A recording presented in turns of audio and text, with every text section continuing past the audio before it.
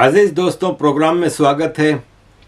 عزیز دوستوں، آپ کو پتہ ہی ہے کہ 1967 میں اسرائیل نے جو عربس کے ساتھ جنگ کی تھی، اس میں مصر کا صحرائے سینائی قبضہ کر لیا تھا، جارڈن کا کافی علاقہ قبضہ کر لیا تھا، فلسطین کے جو ویسٹ بینک اور غزہ تھے وہ بھی قبضہ کر لیے تھے، اور سیریا کا گولان ہائٹس قبضہ کر لیا تھا۔ اور مصر نے پھر 1979 میں انور سادات نے اسرائیل کے ساتھ ایگریمنٹ کر لیا تھا، اور ساری شرطیں مان کے جیمی کارٹر نے ان کا ایگریمنٹ کرا دیا تھا اور واپس مل گئے تھے مصر کو علاقے۔ جارڈن نے بھی سرنڈر کر دیا تھا ہر طرح سے، اور جارڈن کو بھی ان کے علاقے واپس مل گئے تھے۔ سیریا کے حافظ الاسد اس وقت جو پریسیڈنٹ تھے وہ اڑے رہے اور ان کی گولان ہائٹس قبضے میں تھی۔ پھر ہوتے ہوتے اسرائیل نے گولان ہائٹس میں اپنے سٹیزنز کے لیے ریسیڈنس کالونیاں بنانی شروع کی اور اپنے یہودیوں کو وہاں پہ آباد کرنے لگا، جس پہ شور مچتا رہا۔ ٹھیک ہے، شور تو مچتا ہی رہتا ہے، لیکن رزلٹ کچھ نہیں آ رہا تھا۔ ویسٹ بینک میں جو یروشلم تھا وہ بھی 1948 کے UN ریزولوشن کے مطابق آدھا فلسطین کا تھا، آدھا اسرائیل کا تھا، لیکن وہ بھی پورا قبضہ کر لیا۔ اسرائیل کا ظاہر ہے یہودیوں کا یہ ایک ریلیجیس بلیف ہے جو کہ اکارڈنگ ٹو قرآن بھی کریکٹ ہے کہ Jerusalem will be capital of kingdom of Israel. تو یہ ہسٹوریکلی بھی رہا ہے اور ان کا مقدس علاقہ بھی ہے۔ تو اسرائیل ہمیشہ سے کوشش کرتا تھا کہ یروشلم کو کیپٹل بنا لے، لیکن اور تل ابیب کو نہ وہ کرے، تو کوئی ماننے کو تیار نہیں تھا۔ لیکن پریسیڈنٹ ٹرمپ نے پھر جب پریسیڈنٹ تھے تو انہوں نے اس کو یروشلم کو اسرائیل کا کیپٹل ایکسیپٹ کر لیا تھا، اور اس طرح یروشلم کو اسرائیل نے اپنا کیپٹل بنا لیا تھا۔ پھر کچھ اور کنٹریز نے بھی اپنی ایمبیسیز وہاں پہ موو کر کے ریکگنائز کر لیا تھا۔ اسی طرح گولان ہائٹس کے حوالے سے پوری دنیا شور مچاتی تھی کہ نہیں، یہ اسرائیل کا علاقہ نہیں ہے، یہ اسرائیل نے قبضہ کیا ہوا، یہ سیریا کا علاقہ ہے۔ اب یہ ہوا کہ امریکہ کے پریسیڈنٹ نے 2 دن پہلے یہ اعلان کیا کہ گولان ہائٹس کو ہم اسرائیل کا علاقہ ایکسیپٹ کرتے ہیں اور ریکگنائز کرتے ہیں، اور ہم اس کو اسرائیل کا علاقہ مانتے ہیں، جس پہ سیکیورٹی کونسل جس کے 15 ممبر ہوتے ہیں، اس کے 5 یورپین ممبر جو ہیں، فرانس، جرمنی، پولینڈ، انگلینڈ اور بیلجیم، انہوں نے ابھی یہ اعلان کیا کہ ہم گولان ہائٹس کو اسرائیل کا ایریا ایکسیپٹ نہیں کرتے، ریکگنائز نہیں کرتے، اور یہ سیریا کا علاقہ ہے جو کہ اسرائیل نے قبضہ کیا ہوا ہے۔ یہ ایک سیٹ بیک ہے اسرائیل کے لیے۔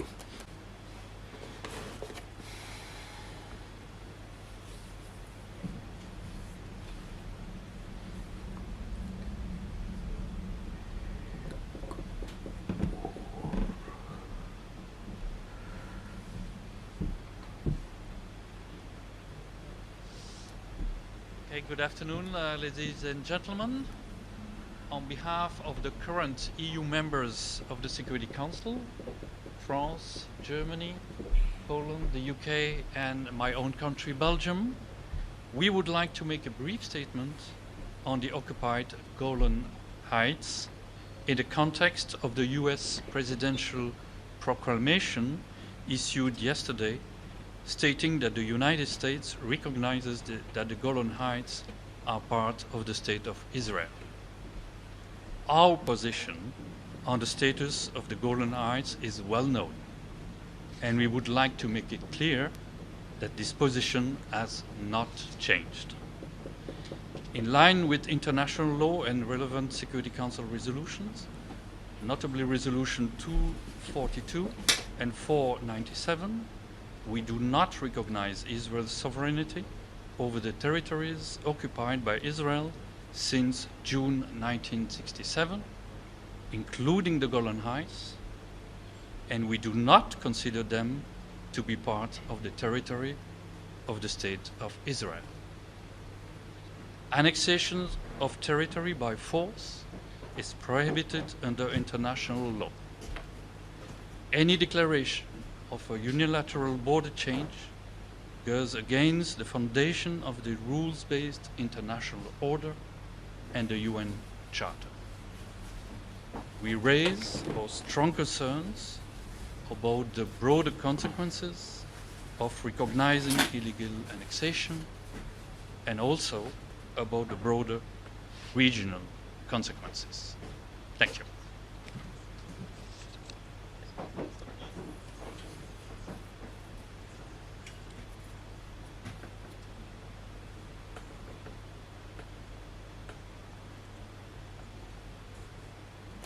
अजीज़ दोस्तों, ईरान के हवाले से जो चीज़ है ना, तो ईरान के ऊपर एम्बार्गो है, लेकिन मसला वही है कि बड़े बड़े देश हैं ना, जो पावरफुल देश, उनके ऊपर दुनिया का कोई कानून लागू नहीं होता, उनकी अपनी मनमानी चलती है। उस सिलसिले में हम ये कहेंगे, जैसे भारत ने भी, क्योंकि भारत भी दुनिया का एक बहुत बड़ा देश है, दुनिया की बहुत बड़ी इकोनॉमी है और बहुत बड़ी मिलिट्री है, तो भारत भी इंटरनेशनल जो ज़बरदस्ती के फैसले होते हैं ना वेस्ट की तरफ से, उसको अक्सर एक्सेप्ट नहीं करता और करेक्टली एक्सेप्ट नहीं करता। ये हमने देखा था जब रशिया यूक्रेन वार के दौरान भारत ने रशिया के ऊपर जो एम्बार्गो था उसको एक्सेप्ट नहीं किया था और रशिया से अपनी एनर्जी सोर्सेज खरीदता था और काफ़ी चीज़ें लेता था और देता भी था। तो इसी तरह ईरान के ऊपर जो अमेरिका का एम्बार्गो है ना, वो भी कामयाब नहीं चल रहा। अब अमेरिका ने नया एम्बार्गो लगाया है ईरान की उन, यूरोप ने और अमेरिका ने, क्या ईरान की उन कंपनीज पे एम्बार्गो है जो ड्रोन बनाती हैं, जो मिलिट्री इक्विपमेंट बनाती हैं वगैरह वगैरह, लेकिन ईरान के पेट्रोल पे पाबंदी है। अब उस पाबंदी पे पाकिस्तान जैसा थर्ड क्लास कंट्री है ना, वो तो अमेरिका के आगे चूं नहीं कर सकता। तो बगल में है, बॉर्डर मिलती है पाकिस्तान ईरान से, डीजल स्मगल करके लाता है लेकिन ऑफिशियली नहीं खरीद सकता। और स्मगल करने का लाने का मतलब ये है, जो वो स्काई रॉकेट प्राइस है ना आम आदमी के लिए, वो तो वही रहती है ना। स्मगलिंग का फ़ायदा आर्मी जनरल्स को हो रहा है। ईरान के ऊपर जो पेट्रोल का एम्बार्गो है उसको चाइना नहीं मानता। तो ईरान की पिछले 6 साल में पेट्रोल की जो एक्सपोर्ट है ना, वो इस साल सबसे ज़्यादा है पिछले 6 साल में। ट्रम्प के आखिरी पीरियड में ईरान की एक्सपोर्ट है ना पेट्रोल की, वो बिल्कुल नीचे आ गई थी और यूँ समझ लें कि 1 लाख बैरल पर डे भी इसकी एक्सपोर्ट नहीं रही थी। लेकिन इस वक्त 2024 के पहले 3 महीने में average per day 1.56 million barrel per day Iran का पेट्रोल एक्सपोर्ट हो रहा है और majority of that goes to China. China इसका सबसे बड़ा फ़ायदा उठा रहा है और चाइना सबसे बड़ा ख़रीदार है पेट्रोल का।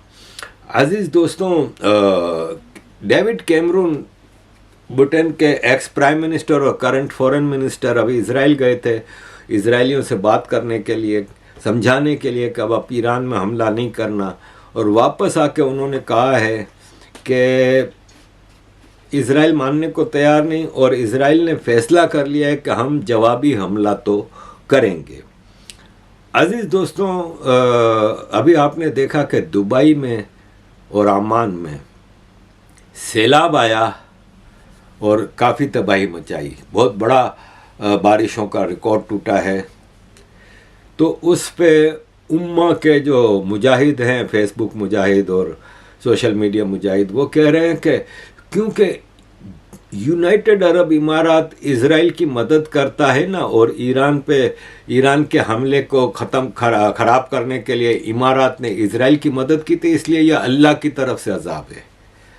अब इन क्या गाली दूँ, इन उम्मा के मुजाहिदों से कोई पूछे कि अच्छा हमला तो इज़राइल के साथ मसला है ना, इमारात से तो चलो मसला नहीं है ना। इमारात, चलो सपोज इमारात ने कोई एक्सेप्ट नहीं किया कि हमने मदद की थी इज़राइल, लेकिन सपोज इमारात ने मदद कर भी दी थी, तो अल्लाह का अज़ाब इज़राइल पे क्यों नहीं आया, इमारात पे क्यों आया? और फिर सबसे ज़्यादा जो तबाहियाँ हैं, 2 साल पहले 3 साल पहले पाकिस्तान में इतना ज़बरदस्त सैलाब आया था, زلزلے آتے ہیں پاکستان میں، آئے دن زلزلے سیلاب آتے ہیں، تو اللہ کا عذاب تو زیادہ تر یہ آپ جیسے دیشوں کے اوپر کیوں آتا ہے؟ ابھی افغانستان میں سیلاب چل رہا ہے، ابھی آپ کے ایران میں سیلاب چل رہا ہے، ایران میں زلزلے آتے رہتے ہیں. تو یہ تو شرعی کنٹریز ہیں، یہ تین تو امہ کے سب سے بڑے اسلام کے چیمپئن ہیں، ان کے اوپر اللہ کا عذاب کیوں آتا ہے؟ کیوں اسرائیل پہ کوئی سیلاب نہیں آیا، کوئی زلزلہ نہیں آیا؟ تو یہ ان کی گھٹیا سوچ ہے. اور دیکھیں مولوی صاحب سے سنیں ذرا، آپ کی شاید سمجھ میں نہیں آیا ہوگا، ایران میں حضرت علی کا وہ حضرت امام حسین وغیرہ کا اور کافی شیعوں کے حساب سے جو حالانکہ ہیں وہ مسلمانوں کے سارے، علی حسین حسن یہ سب مسلمانوں کے بھی ہیں نا، اتنے ہی جتنے شیعوں کے ہیں، مطلب سنیوں کے بھی ہیں شیعوں کے بھی ہیں. لیکن یہ کہہ رہے ہیں کہ چونکہ وہاں پہ امام رضا امام حسین ان کے مزار ہیں، اس لیے وہاں پہ دنیا کی کوئی فوج آ نہیں سکتی. آج تک ایران کے سامنے نہیں آیا، اس لیے کہ اسے معلوم ہے کہ میں مرحب ہوں اور مقابلے پہ علی خامنائی کھڑا ہے. یہ وہ سانپ ہے امریکہ کہ جس کی آستین میں پلتا ہے اسی کو ڈستا ہے. ارے صدام حسین کو تم نے پالا اور پالنے کے بعد تم نے ہی اسے مروا دیا، مگر تم بھول گئے عراق میں فرق ہے، ایران میں فرق ہے. عراق میں صدام حسین تھا، ایران میں اولاد حسین ہے.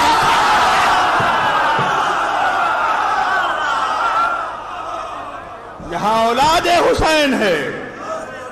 اسی لیے علامہ اقبال نے کہا تھا کہ ایران ہو کر عالم مشرق کا جنیوا، شاید کرۂ ارض کی تقدیر بدل جائے.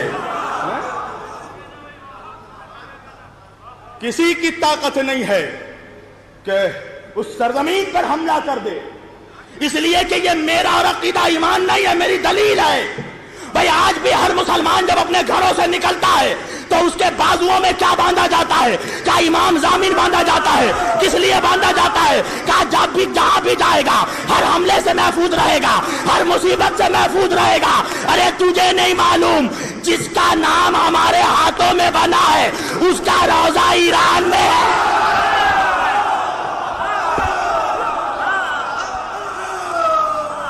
جس کا سکہ ہمارے ہاتھوں میں بندھا ہے اس کا روضہ ایران میں ہے. اور سن لو آج یہ بھی بات کہہ رہا ہوں میں، چاہے شیعہ ہو یا سنی، کوئی ناراض ہو فرق نہیں پڑتا. اس موجودہ دور میں جو موجودہ ایران کا دشمن ہے وہ اصل میں ایمان کا دشمن ہے.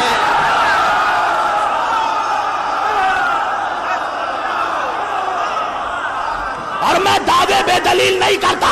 میں جب تک ایران نہیں گیا تھا میں نے یہی سن رکھا تھا بھائی، میں نے یہی سنا تھا ایران میں ولایت فقی ہے، ایران میں ولایت فقی ہے، ایران میں ولایت فقی نافذ ہے. مگر جب میں ایران گیا تو مجھے معلوم پڑا ایران میں ولایت فقی نہیں نافذ ہے، ایران میں ولایت علی نافذ ہے. اور اسرائیل کے باپ کی ہمت نہیں ہے کہ وہ وہاں پہ حملہ کرے. اب سوچنے کی بات یہ ہے کہ ایران نے تو 8 سال جنگ، عراق نے تو 8 سال جنگ کی ایران کے ساتھ، تو اس وقت وہ کیوں نہیں معاملہ حل ہوا؟ سوال یہ ہے کہ عراق میں بھی مسلمان مطلب شیعوں کے اور سنیوں کے دونوں کے اتنے مقدس مقامات ہیں. سعودی عرب کے بعد سب سے زیادہ زیارت یاترا عراق کی ہوتی ہے. تو عراق پہ تو امریکہ کوئی پچھلے 24-25 سال سے حملے کر رہا ہے، تباہ کر کے رکھ دیا اس ملک کو. تو وہ مزار کیوں کام نہیں آئے؟ تو عزیز دوستوں، یہ ہے مسلمانوں کا صرف ڈرامہ، اسلام کے اس پہ کرتے ہیں. جبکہ یہ آپ جو دیکھ رہے ہیں یہ نارتھ کوریا کا سپر سونک میزائل ہے، اور نارتھ کوریا آپ کے سامنے جس طرح کے میزائلز بنا رہا ہے، ایٹم بم، جس طرح کی اس کی ملٹری پاور ہے. کیا ہے نارتھ کوریا کے پاس، ساؤتھ کوریا کے پاس، جاپان کے پاس؟ کون سا نیچرل ریسورس ہے؟ نہ پیٹرول نکلتا ہے، نہ گیس نکلتی ہے، نہ کوئلہ نکلتا ہے، نہ سونے کی کانیں ہیں، نہ لوہا ہے، نہ کچھ ہے. ایجوکیشن ہے، سنسکار ہیں. جتنا آرگنائزڈ یہ Japan, south Korea, north Korea ہیں، اتنا آرگنائز دنیا کا کوئی دیش نہیں. جاپان ایز اے کنٹری آپ دیکھیں تو آج کی دنیا سے 2 ہاتھ آگے چلتا ہے جاپان، اور یہ نارتھ کوریا کچھ بھی اس کے پاس نہیں ہے، اتنی پاور بنا لی، جبکہ آپ کے ایران کے پاس جو فائٹر جیٹ ہے وہ 60s اور 70s میں جو امریکہ سے شاہ ایران نے خریدے تو وہ آج تک چل رہے ہیں۔ پاکستان کے دنیا کی اتنی بڑی پاور بنتا ہے، سالہ مانگے تانگے کی ساری چیزیں ہیں، کوئی چائنا سے لیا ہوا ہے، کوئی امریکہ سے لیا ہوا ہے، کوئی یورپ سے لیا ہوا ہے۔ آپ کہیں گے بھارت نے بھی تو رفائل لیے، تو بھارت کو آزاد ہوئے صرف 10 سال ہوئے ہیں بھائی، اس سے پہلے بھارت بھی محتاج ملک تھا، کیونکہ بھارت کی سرکاریں ایسی تھیں۔ اس 10 سال کی خالی آپ کوریج دیکھیں نا، وکرانت کس نے بنایا؟ انڈیجینسلی میڈ بھارت کا وکرانت ہے، ایئر کرافٹ کیریئر۔ پاکستان کے جتنے میزائل ہیں سارے چائنا کی مدد سے بن رہے ہیں، بھارت کے جتنے میزائل ہیں لوکلی بھارت کے سائنسدانوں نے بنائے ہیں۔ جو اسپیس پروگرام ہے بھارت کا، دنیا کے موسٹ ڈیولپڈ کنٹریز کے لیول کا ہے، ان سے شاید ایک آدھ ہاتھ آگے ہی ہوگا۔ سب لوکل سائنسدانوں کا کام ہے، سب لوکلی وہ ہے۔ تو یہ چیزیں مسلمان دیشوں سے ہضم بھی نہیں ہو سکتی، ان کی اوقات ہی نہیں ہے کہ یہ ایسی چیزیں کر سکیں۔ عزیز دوستو، ایک دو اور چھوٹی خبریں آپ کے ساتھ رکھوں گا کہ یہ ناسا کہہ رہا ہے کہ چائنا ہے نا، وہ شو یہ کر رہا ہے کہ ہمارا اسپیس پروجیکٹ ہے نا وہ ملٹری پروجیکٹ نہیں ہے، لیکن ناسا کے چیف نے کہا کہ ان کا اسپیس پروگرام ملٹری پروگرام ہے۔ آپ یقین مانیں اب آگے کی جو ملٹری اسٹریٹجی ہے نا وہ یہ ہے کہ اسپیس سے سارے ہتھیار چلائے جائیں گے۔ یہ لیزر بیمز اور لیزر گنز اور یہ سب چیزیں جو ہیں نا اب ان کا دور آتا جا رہا ہے، اور پھر ڈرون اور ان سب چیزوں کو اسپیس سے آپریٹ کیا جائے گا۔ ایون یہ کہا جا رہا ہے کہ اسپیس میں نیوکلیئر اسٹیشنز بنائے جا رہے ہیں اور نیوکلیئر بم رکھنے کا حساب کتاب بھی کیا جا رہا ہے۔ عزیز دوستوں، دنیا تباہی کی طرف جا رہی ہے، ہم تو اپنی زندگی کے اینڈ پہ ہیں، پتہ نہیں اب کتنی زندگی رہ گئی ہے، لیکن اپنے بچوں کے لیے ہم کون سی دنیا چھوڑ کے جا رہے ہیں۔